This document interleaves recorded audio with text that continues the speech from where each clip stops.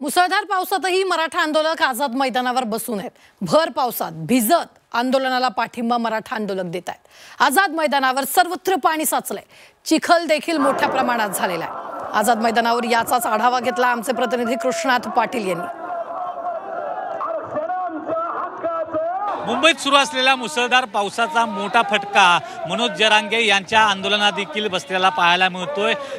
आझाद मैदानात आंदोलन सुरू असलं तरी या आझाद मैदानातली ही परिस्थिती आम्ही तुम्हाला दाखवतोय की ठिकठिकाणी आझाद मैदानात पाणी साचलेलं आहे, चिखल साचलेला आहे। त्यामुळं अनेक आंदोलक हे उभे राहून पावसात उभे राहून भाषण ऐकत आहेत, काही जण खाली बसून भाषण ऐकत आहेत। परंतु आझाद मैदानात कुठलीही पाण्याच्या निचऱ्याची व्यवस्था नसल्यामुळे अनेक ठिकाणी पाणी साचलेलं पाहायला मिळतोय, चिखल झालेला पाहायला मिळतोय। प्रचंड कुठलीही व्यवस्था नाहीये तरी देखील आपण थांबलेला।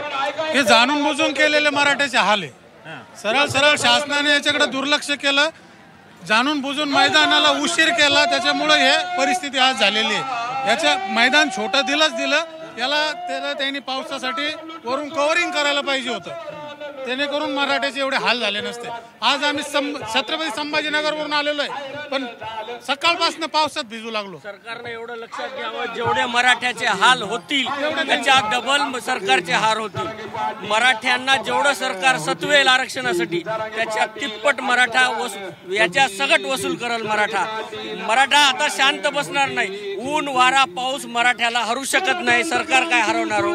हे सगळे एसी मध्ये बसून मराठ्यांचा आवाज दाबूच शकत नाहीत। आम्ही आमच्या लेकराच्या हक्कासाठी मागतो। आम्ही काय कुणाच्या याच्यासाठी मागत नाही, कुणाच्या चोरून मागत नाही।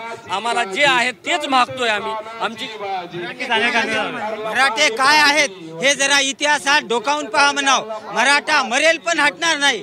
जोपर्यंत पाटील उठणार नाहीत तोपर्यंत मुंबई सोडणार नाही। Baban Satgiri sir, Krishnat Patil, Zee media, Mumbai.